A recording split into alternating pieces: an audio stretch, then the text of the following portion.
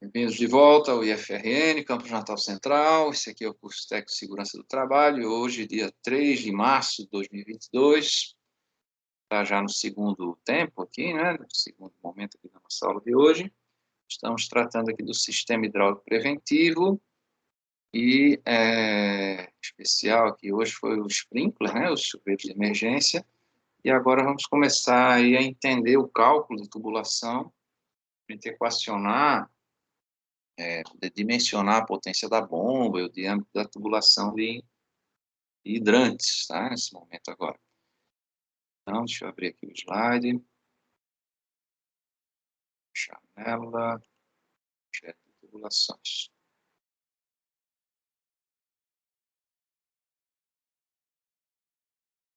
Aqui. Abriu aí para vocês, cálculo de tubulações. Dá para ver, né? Então, olha só, gente, a gente vai ter aqui 3 cuidados principais aqui para a tubulação, tá?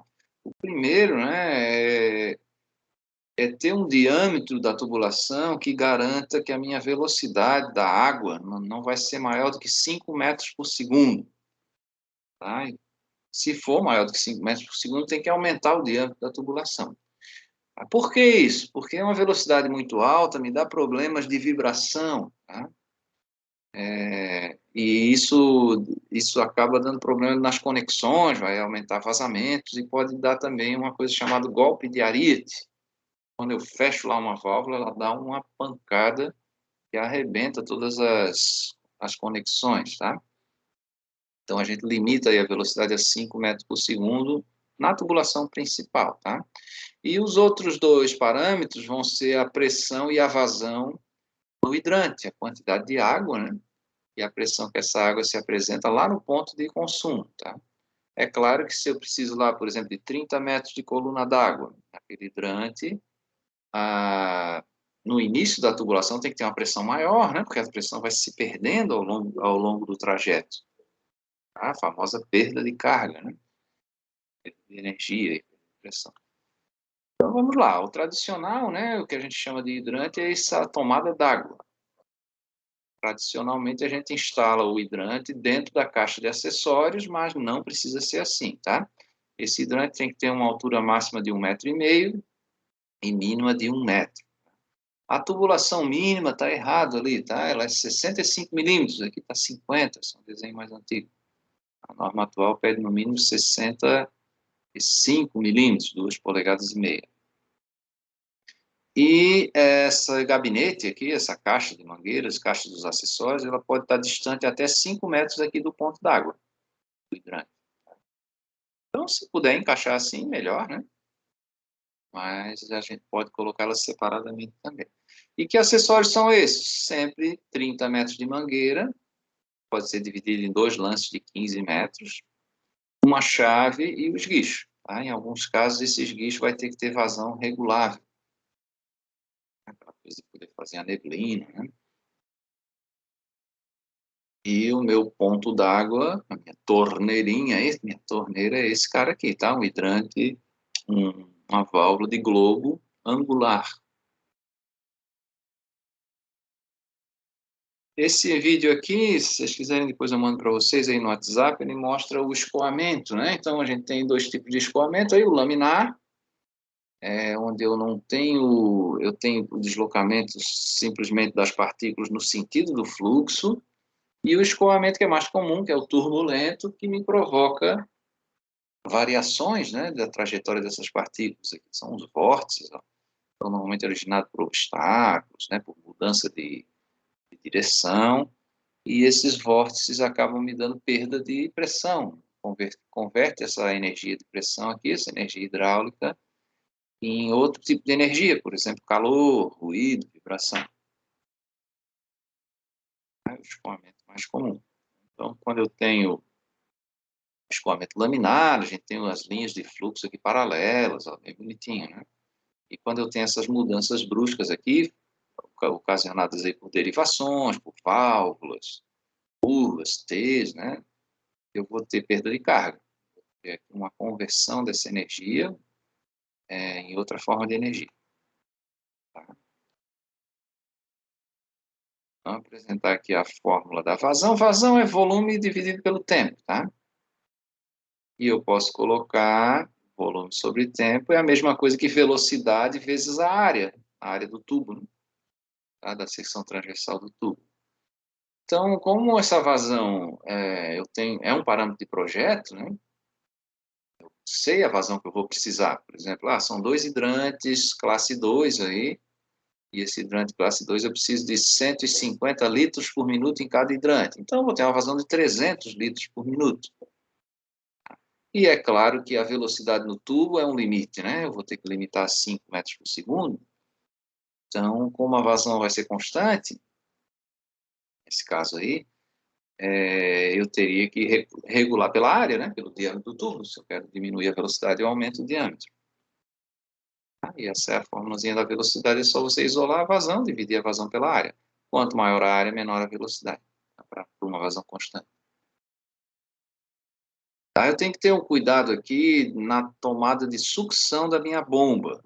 Na entrada da bomba, eu tenho que limitar em 2 metros por segundo ou 3 metros por segundo, que é uma velocidade menor ainda do que aqueles 5 metros por segundo da tubulação principal. Tá? Por que isso, então? E qual é a diferença do 2 metros e o 3 metros aí? Quando o meu reservatório está acima da bomba, tem uma sucção positiva, né? Tem uma pressão já da gravidade ali me ajudando, aí eu posso ter uma velocidade um pouquinho maior, de 3 metros por segundo. Quando a sucção é negativa, eu vou ter que vencer a força da gravidade, o reservatório está abaixo da bomba, essa velocidade tem que ser limitada a 2 metros por segundo. Por que isso e lá no outro ponto eu posso ter os 5 metros por segundo? Porque aqui, como eu tenho uma pressão muito baixa, na sucção, né? Eu posso vaporizar a água na temperatura ambiente. Isso aí me traz 2 problemas. Um é a erosão da bomba, a famosa cavitação, que a gente estudou na aula passada, e o outro é que a bomba é projetada para bombear líquido, é projetada para bombear vapor d'água, né? Então, ela tem uma perda de eficiência mesmo. Tá? Então, a gente tem que cuidar aí com essas velocidades.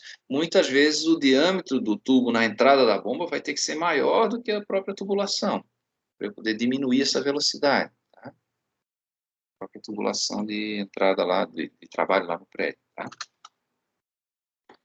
Aqui a gente já viu a cavitação, então é um problema que para as bombas de incêndio não é tão problema mesmo, porque a bomba não é acionada constantemente, né?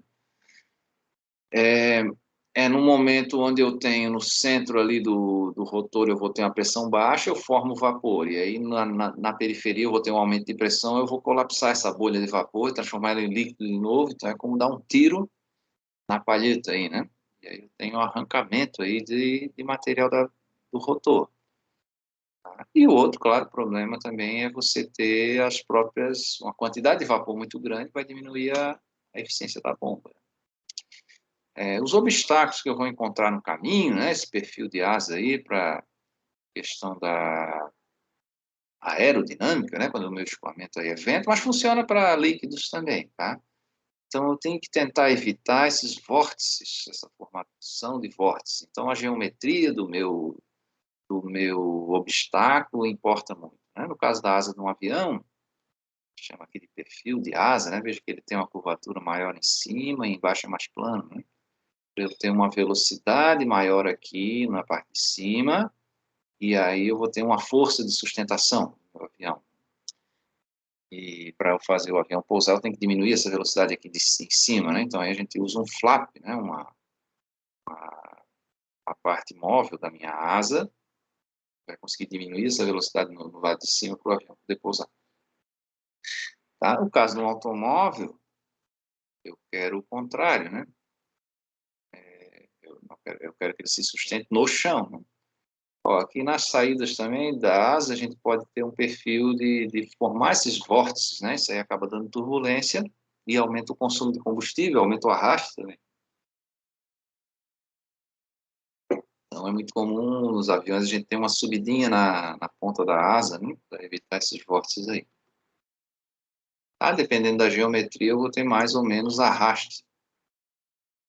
No caso de uma esfera, ali já tem algum arraste, o perfil de asa tem pouco arraste, chapa plana aí tem mais arraste ainda, né? Mais fortes. E isso, claro, vai me dar perda, né? Perda de carga. No caso de um automóvel, né? Se eu vou estar usando velocidades maiores aí de 100 km por hora, eu tenho que ter essa preocupação com a aerodinâmica, para a economia de combustível e também para a sustentação, para eu ter aderência ao solo, tá? Uma menor força de arraste, tá? Então, carro esportivo, vou me preocupar com isso, né? Não é só estética, né? E num avião, muito mais ainda, né? Por economia de combustível e também a sustentação mesmo dele estar voando. Você já deve ter visto esses dispositivos aqui no avião, é o tubo de pitot, que a gente usa para medir a velocidade do avião, né? No automóvel, a gente põe um sensor no giro da roda. No avião não dá para fazer isso, né? Então, tubo de pitot. Se vocês visitarem aqui na Rota do Sol, aqui em Natal, ali na Barreira do Inferno, você tem um avião ali, um Chavante, né? Dos primeira geração de aviões a jato que chegou no Brasil. E você vai ver, próximo do nariz da aeronave ali, um tubo desse, de pitot. Tá? Então, com esse tubo vai medir aí a pressão dinâmica, né? A diferença entre a pressão total e a pressão estática é a pressão dinâmica. Então, você pode ter um sensor ali elétrico, que vai colocar isso no painel digital lá e dizer a velocidade do avião, ou os mais antigos usavam um diafragma e usavam um sensor mecânico, né? Movimentação de um ponteiro e com diafragma de borracha pela pressão do tubo de pitot e você tinha um indicador de velocidade com ponteiro. Essa pressão estática que a gente mede na parede do tubo é o que a gente vê num manômetro, quando a gente instala um manômetro numa tubulação, né? Então, tem como saber se tem pressão ou se não tem ali, né? E a pressão total é a pressão no tubo de pitot no centro do meu escoamento. Tá? A velocidade também de escoamento ela vai diminuindo à medida que eu me aproximo da parede do tubo. Tá? E a diferença entre a pressão estática e a pressão total é a pressão dinâmica, que é o nosso parâmetro do projeto. O bombeiro vai pedir, ó, tem que ter uma pressão dinâmica de 30 metros de coluna d'água, de 40 metros de coluna d'água, dependendo do meu tipo de hidrante. Né? Então, como é que eu vou mensurar isso? Né? Com um manômetro não vai dar, eu consigo no manômetro medir a pressão estática, mas quando eu abro o hidrante, essa realidade muda. Né? Então, dá para a gente medir assim, ó, tubo de pitot colocado no centro do fluxo. A gente mede no manômetro ali somente a pressão dinâmica. Mas aqui dá mais trabalho porque eu vou ter que molhar, né, aquela região ali. Então, existe um equipamento melhor, esse aqui é para pressão estática, né, somente o manômetro, que é esse aqui, ó. Então, você acopla ele no hidrante e acopla uma mangueira para jogar essa água lá para o jardim, para alguma região, e aí você consegue medir a pressão estática. Aqui no meio, né, tem um tubo de pitot. E eu pretendo comprar um bicho desse aqui para a gente ter lá no nosso laboratório, para estar fazendo esses ensaios aí, essas aulas práticas. Né? Então, como é esse projeto? Então, eu vou na IT01 para ver a minha classe da edificação e depois eu vou para a 22 para saber qual é a reserva de incêndio que eu tenho que ter e o tipo de hidrante que a minha edificação, eu já descobri lá na IT01, o tipo de hidrante que ela tem que ter. Tá? E aí eu vou equacionar, distribuo os hidrantes, como a gente já fez aí numa atividade, né? Quantos hidrantes eu tenho que ter? Eu vou equacionar pelo comprimento da mangueira, né? Pelos 30 metros ali. Ah, tem que ter 5 hidrantes aí nessa edificação. Beleza, eu traço a tubulação para conectar esses hidrantes à reserva de incêndio e desenho o isométrico, né? Que é uma representação 2D de uma situação tridimensional. E aí depois eu vou quantificar numa planilha quantos metros de tubo, quantas válvulas, quantas curvas, quantos T's, né, derivação.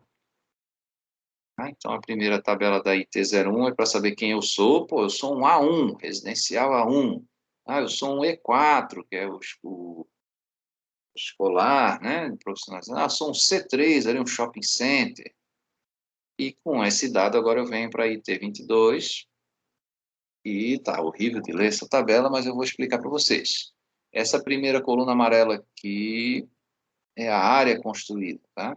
essas três aqui são os tipos de edificação. Então, aqui, por exemplo, ó, A2, C4, E4, F4, vou usar essas primeiras duas colunas.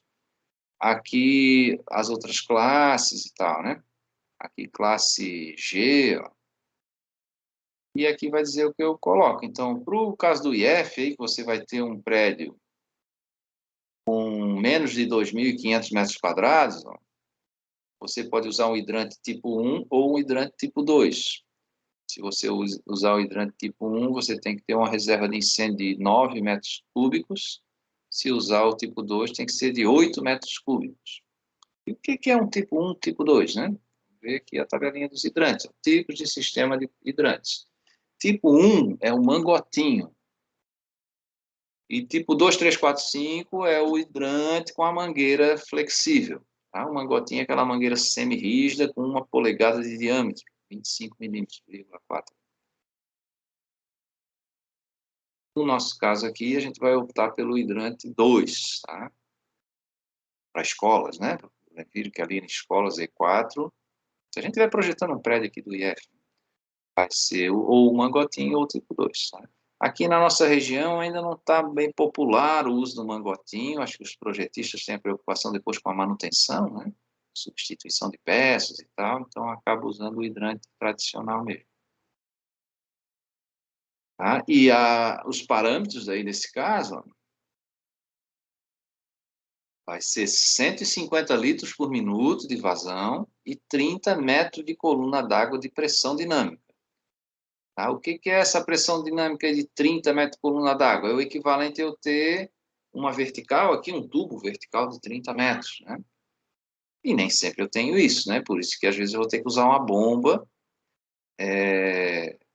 para estar me dando essa pressão lá no hidrante menos favorável, né? Aquele hidrante que está mais distante. E cada hidrante 150 litros por minuto. Como a gente projeta para 2 hidrantes, eu já vou partir aí de 300 litros por minuto.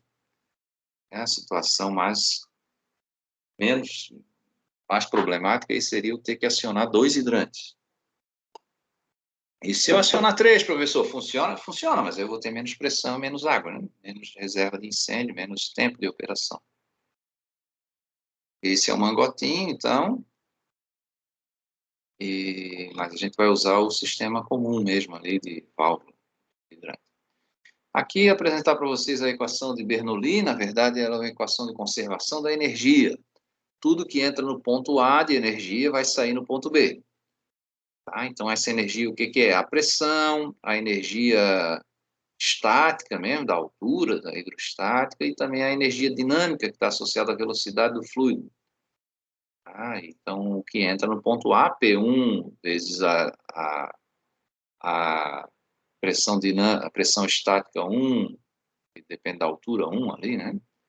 E a velocidade 1 vai ser igual a P2 lá no ponto B, mais o D, ali é a densidade da água, vezes a gravidade, vezes a altura, né? 2. Veja que ali o tubo está subindo, está aumentando a altura, né? E vezes mais a velocidade, vezes a densidade também no ponto 2, né? A velocidade ao quadrado, vezes a densidade, vezes dividido por 2. Mas esse aí é para um sistema ideal, né? Aquele sistema que eu não tenho perdas. Mas na vida real você tem perda, você vai ter atrito com a parede da tubulação, você vai ter mudanças de... Cada derivação vai me dar também uma perda de carga, uma perda de pressão, né? Então falta aí, no lado 2 aí dessa equação aí, a perda de carga, né? E é essa perda de carga que a gente vai usar para calcular a potência da bomba, porque eu preciso compensar essa perda de carga. Senão eu abro lá o hidrante e sai uma gotinha d'água lá, muito pouquinha, não vai sair a pressão e a vazão que eu preciso. Então a gente não vai usar a equação de Bernoulli, nós vamos usar a equação de Hazen-Williams, que é uma das opções que o bombeiro nos dá. Dá para medir essa perda de carga em laboratório, foi isso que o Hazen e o Williams fizeram, né? Se coloca lá cada componente, se coloca 1 metro do tubo, variando os tipos de tubo, e bota um manômetro antes e o depois, né? E aí você sabe quanto que cai de pressão em função daquela daquele componente que está entre um manômetro e outro ali. Tá? Nesse caso é uma válvula de gaveta, né? E os fabricantes vão me dizer, né, quanto de perda cada componente que ele fabrica dá, função do diâmetro, né? E no tubo reto, eu vou ter que usar a equação de Hazen-Williams com esse fator de perda de carga aí, que é o fator C, Hazen-Williams. Tá, vamos explicar aqui melhor, vocês vão entender. Então, imagine esse sistema aí, ó, que eu estou tirando água de um poço, né? Eu tenho uma válvula de pé para evitar que a água desça, só que ela suba, 2 cotovelos de 90 graus ali, mais uns trechos retos aí, uma válvula de gaveta e uma válvula de retenção lá em cima. Então, quanto que isso aí me daria de perda de carga? Eu tenho que transformar essa perda de carga de cada componente num comprimento equivalente, um comprimento virtual, tá? Então, por exemplo, a válvula de fluxo ali, ela equivale a 9,7 metros de tubo reto. Aí eu já tinha 10,5 metros de tubo, né? Esses trechos retos que a gente tinha ali. E aí eu vou somar o comprimento equivalente de cada derivação. E onde é que eu obtenho esse comprimento? Como é que eu sei que um joelho ali vale 1,6 metros? Na tabela do fabricante. Tá?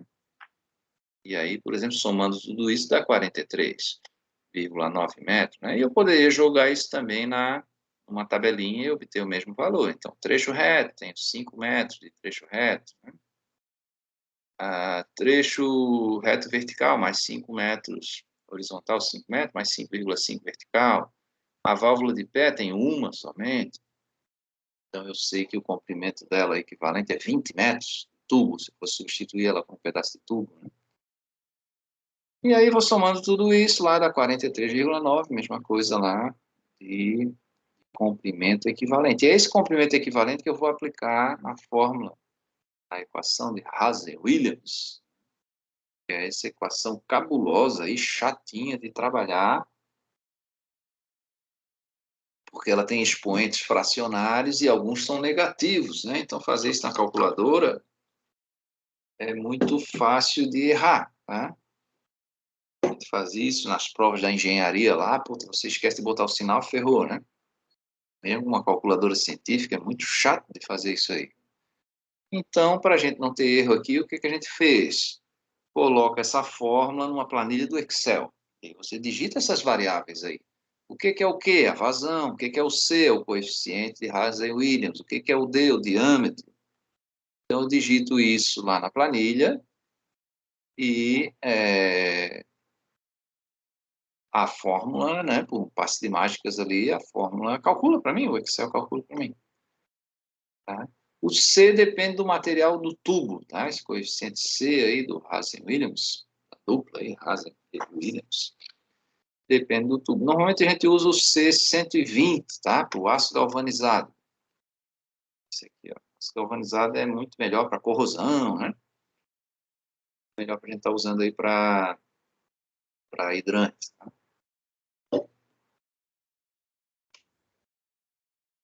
E as perdas de carga de cada tipo de conexão, primeiras derivações aqui, curva, T, cotovelo. Qual é a diferença da curva e do cotovelo, né?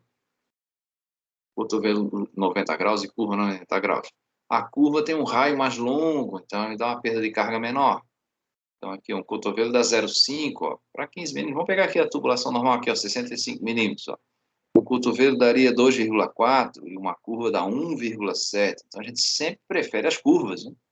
Para ter menos perda, porque isso vai me economizar energia, vai me economizar a potência da bomba, o custo da bomba e também a quantidade de energia elétrica que ela consome. E os fabricantes das válvulas também nos dão essas perdas de carga aí em tabelas. Tá? Fácil de achar isso aí na internet. Então, um sistema como esse tipo aqui, de um apartamento, um prédio de térreo mais 3 andares, ó, teria ali um hidrante em cada andar, um sistema bem simples, né? Eu tenho que contar o trecho reto ali e a quantidade de válvulas também. Eu vou ter válvula de gaveta, válvula de retenção, vou ter T, vou ter curva, ter válvula de gaveta lá no meu hidrante de recalque também. Aqui em cada hidrante desse tem uma válvula de globo. Então tem que somar tudo isso para poder acertar a bomba que eu vou colocar aqui em cima, né? Ter justamente nesses hidrantes mais distantes da bomba a pressão certa. E a gente sempre procura os hidrantes menos favoráveis, né, para calcular. Aqui é a simbologia de projeto, né? Essa é a válvula de retenção, já mostrei em outro slide lá dos sprinklers, né? Ela aqui está fechada, quando a água vem de baixo para cima ela fecha, quando vem de cima para baixo ela abre, aqui isso aqui se desloca, né? Esse eixo. Ó, a válvula de gaveta sempre fechada, ela tem que estar toda aberta ou toda fechada. E a válvula de globo, essa sim eu posso ter ela intermediária para poder regular a vazão, né? Normalmente a gente abre tudo e trabalha com a pressão máxima, mas o fechamento tem que ir sendo gradual para eu não ter o famoso golpe de ariete. Se eu fechar muito rápido, a válvula de gaveta, por exemplo, posso ter o golpe de ariete e arrebentar a minha tubulação. E as bombas, aqui é uma bomba fora, né? Mas a bomba que a gente vai estar usando é a bomba centrífuga. Já teve uma aula só sobre bombas, né? Ó, nesse caso aqui, eu estou tendo um reservatório elevado, né? Aqui a minha tubulação está indo para o solo, mas eu estou tendo uma tomada lateral do reservatório, né? Opção para a gente estar trabalhando aqui. Ó, válvula de gaveta para manobra, chave de fluxo, válvula de fluxo para quando ligar lá o hidrante de recalque, a gente não precisar pressurizar essa parte aqui, fecha essas duas válvulas, e aqui a tomada d'água, a bomba succiona aqui e joga por cima aqui, né? Aqui já é uma bomba que está instalada abaixo da caixa d'água, a caixa d'água está aqui em cima, né? E você tem a tomada de pressão e vai estar lançando a água. Desse tipo aí. Aqui as duas, a bomba jockey, a bomba principal, aqui a chave de fluxo, os pressostatos, os manômetros e válvulas de manobra. Então, como é feito esse cálculo, né? Aqui tem alguns mandamentos aqui para vocês acertarem a sequência, tá? Primeiro eu vou determinar quais são os hidrantes menos favoráveis, aqueles que vão ter a menor pressão. Porque se eu calcular para esses e nesses estiver tudo bem, nos outros vai estar melhor ainda, né? Aí a gente tem que determinar esse ponto A. Esse ponto A é onde a água se divide para os dois hidrantes menos favoráveis.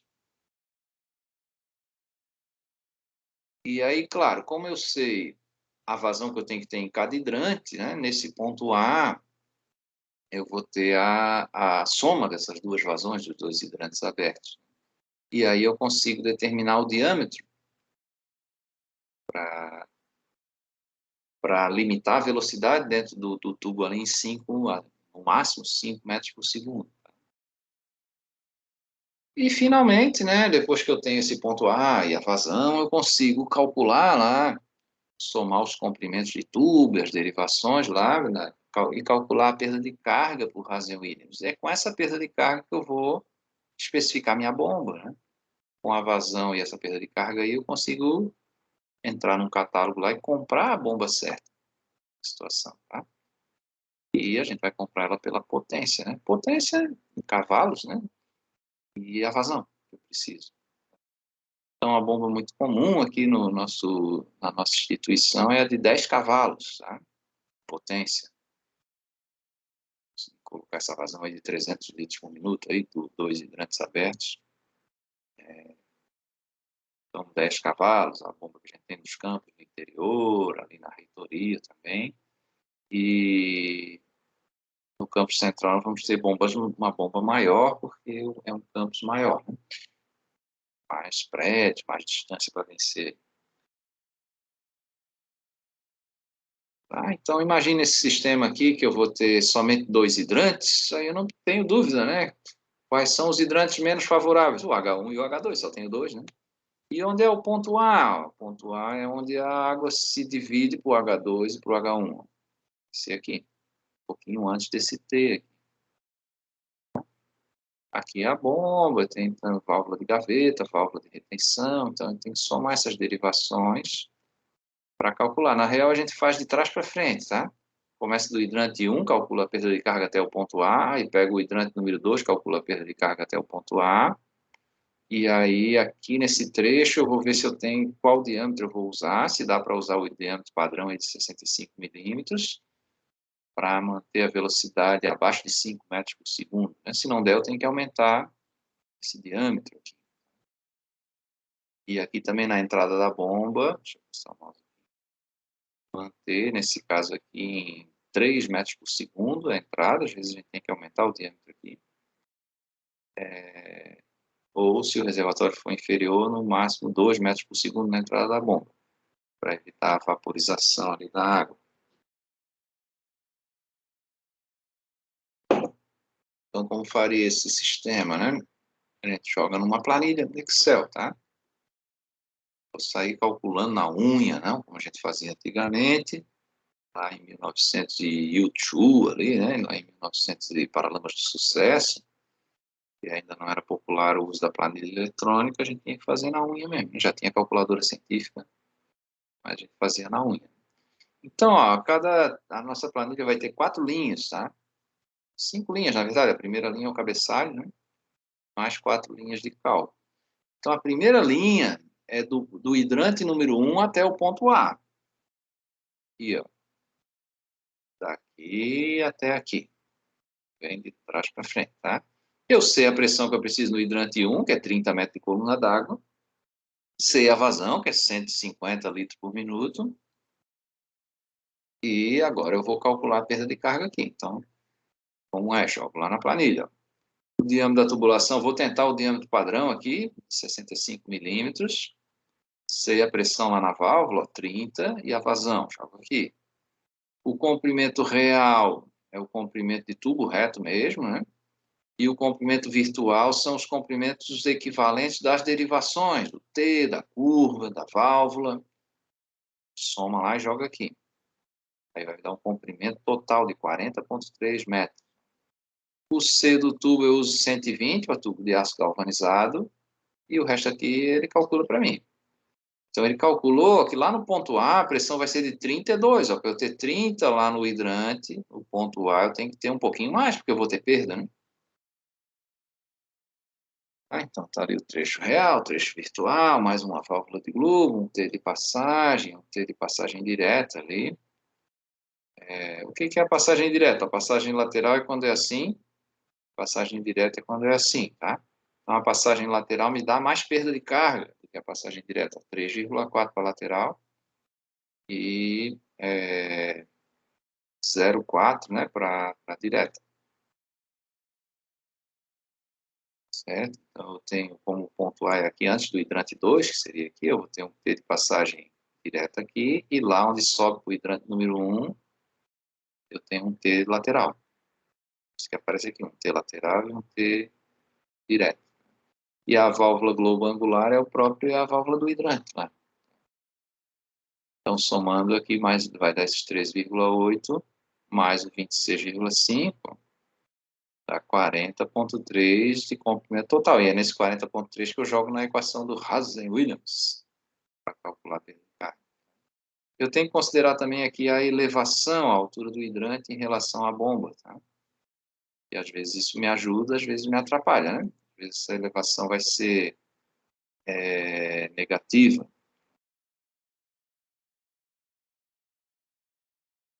Então, tá lá o J de 0,55, é a perda de carga, né? Elevação de 1,5 m.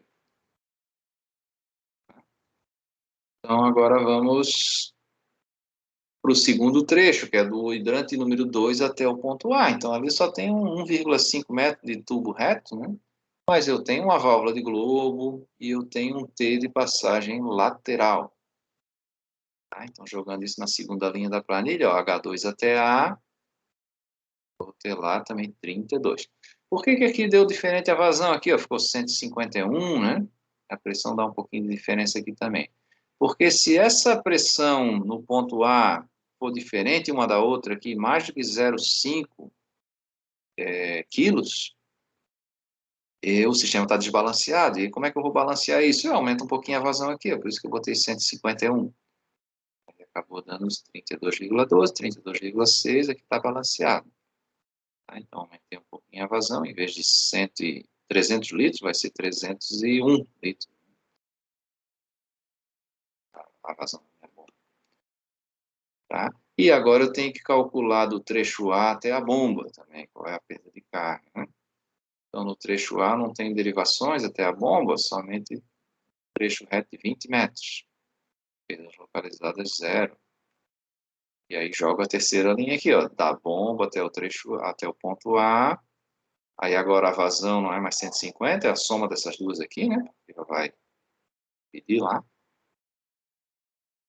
E aí vou lá, eu sei que aqui na bomba eu tenho que ter 33 metros de coluna d'água. Então, para lá no hidrante ter 30, nesse caso aqui 30, né? 30 aqui no hidrante, ó. No ponto A 32 e na bomba 33. Mas ainda não acabou aqui o meu problema, porque antes da bomba também tem o tubo. Tá? Então aí a gente calcula esse trecho aqui da RTI até a bomba. Então a gente tem 12 metros de comprimento real, que é essa altura aqui, mais uma válvula de gaveta, uma válvula de retenção, uma entrada de sucção aqui. A entrada de sucção é a base da entrada do reservatório na tubulação mesmo, tá? E aqui eu tenho que usar uma elevação negativa, né? De 12 metros, porque eu estou com o reservatório acima da bomba. Usar o sinal negativo ali na planilha. Tá? E essa é a última linha da minha planilha. E a pressão montante ali dá 22, né? E com esse dado aqui, do 22,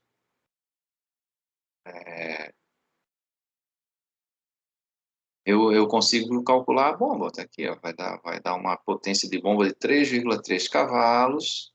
A vazão é a soma das duas hidrantes lá, 301. E a altura manométrica da bomba, 22,20, né? E vai dar essa potência de 3,3 cavalos aí. E aí eu consigo comprar a bomba. Tendo pressão e vazão, eu consigo comprar a minha bomba. E assim a gente vai desenhando sistemas, né? Ó, esse aqui, por exemplo, é o campus aqui de Parnamirim, ó. Eu tenho 2 hidrantes menos favoráveis no bloco principal, e aquele outro hidrante lá seria no bloco de salas de aula. Vou usar o H1, o H2 aqui, o ponto A aqui. Então, vem de trás para frente, calculando até a bomba, né? Até o ponto A, depois até a bomba, e depois da reserva de incêndio até a bomba. Ó, esse outro aqui é do campus de Apodia, mesmo sistema, só que eu tenho uma distância maior aqui desse bloco secundário, 150 metros. Então o H2 já não é mais aqui, ó. É aquele hidrante lá do outro bloco, ó. O H2 e o H1, aí o ponto A vem para cá. Calcula do H1 até o ponto A, do H2 até o ponto A, balanceia, depois calcula do ponto A até a bomba e depois da bomba até a RTI. Consigo chegar na bomba. Tá? Trecho por trecho. A gente vai ver amanhã com mais calma, tá? Vamos jogar na planilha, vocês vão ver essa bichinha aqui funcionar aí.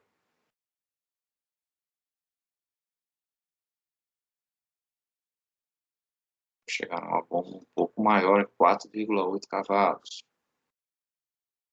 E aqui, ó, se fosse usando uma água de piscina, para um prédio vertical, então também dá para calcular. Ó, esse caso aqui do campus central, eu vou usar a piscina que está abaixo do nível do primeiro pavimento lá, dos prédios, né?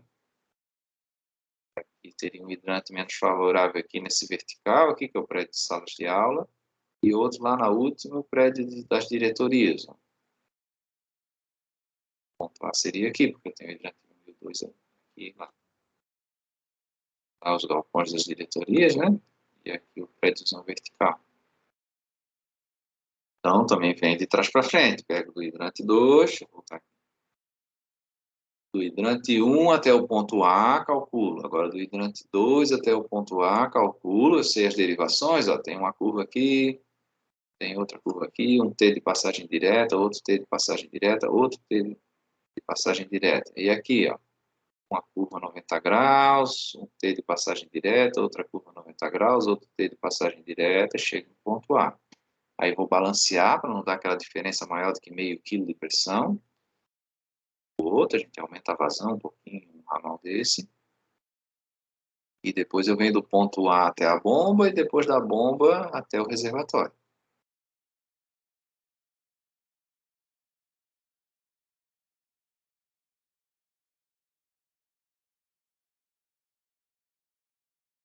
Então é isso, deixa eu parar aqui. Eu sei que foi muito rápido aqui, mas amanhã a gente vai fazer com mais calma. Vou pegar o exemplo aqui, vou jogando na planilha e vamos calculando, tá? Essa planilha vocês encontram ali na descrição de uma das tarefas nossas ali dessa semana. E se vocês quiserem, eu mando também pelo WhatsApp para vocês aí no celular para vocês estarem colocando, né? Dá para rodar, a planilha Excel dá para rodar no celular também, ou quem tiver computador, joga no computador, fica melhor da gente enxergar, né, na tela. E sempre ter o desenho do sistema, por quantas curvas, quantas válvulas eu tenho ali naquele trecho, marca cada trecho, né? Eu vou fazendo de trás para frente, vem do hidrante em direção à bomba. Tá? De maneira que essa bomba vai compensar a perda de carga para que a água tenha até chegar lá no hidrante. Esse é o cálculo, né? Potência da bomba e o diâmetro da tubulação, para evitar o excesso de velocidade dentro do tubo. A gente vai estar fazendo amanhã e ainda semana que vem a gente faz mais um pouquinho também esses cálculos. O que está faltando a gente ver nessa disciplina ainda, gente? A gente está entrando aqui na sexta semana, né? Falta ver ainda mais esses cálculos, falta ver também a parte de gás de cozinha, plano de emergência e brigada de incêndio. Os conteúdos que falta a gente vencer aí. E ainda no final, na última semana, a gente vai fazer uma aplicação geral aí do projeto mesmo, de todos os sistemas, para uma determinada situação, que a gente consiga consolidar todo esse conhecimento que a gente trouxe aqui numa aplicação, tá? Aliás, esse seria um bom tema para um trabalho de conclusão de curso de vocês, fazer um projeto com uma determinada instalação, né, especificar os materiais e tal, uma determinada instalação aí de edifício, né, alguma coisa assim, faria um bom trabalho de conclusão de curso. Tá? Tem uma colega de vocês aí, acho que dessa turma aqui, a Ana, que vai fazer aí esse anteprojeto aí com uma vaquejada, né, uma instalação provisória, né, e vai fazer o projeto de incêndio para esse evento aí dessa vaquejada. Não sei se ela está na aula de hoje aqui ou se assistiu hoje à tarde. Então é isso, gente. Por hoje é isso. Não vou alugar mais vocês, não. Já deu tempo aqui também, né? Deixa eu baixar aqui a chamada. Alguém quer perguntar alguma coisa? Tentaram fazer as atividades? Beleza. Então, tentem fazer as atividades da semana lá. E daqui a pouco eu vou estar atualizando as atividades e a gravação. Até amanhã, então, e obrigado aí pela atenção. Valeu.